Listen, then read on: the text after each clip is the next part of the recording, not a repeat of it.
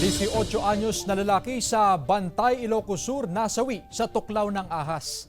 Nakatutok si Ivy Hernando.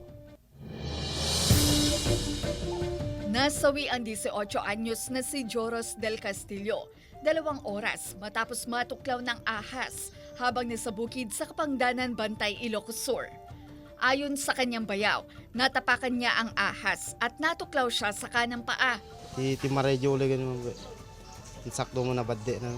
Dinala siya sa pinakamalapit na private hospital pero wala raw silang anti-venom. Kaya nagpasya raw ang pamilya na dalhin na lamang siya sa magtatandog pero wala ring nagawa. Duwa nga sumang, awan-awan latang remedyo na. Aglusoy latan. Kan awan me ti puson ay ti pitik di puso na sa wintaray medyo ospital. Nadala pa siya sa provincial hospital pero binawian din siya ng buhay.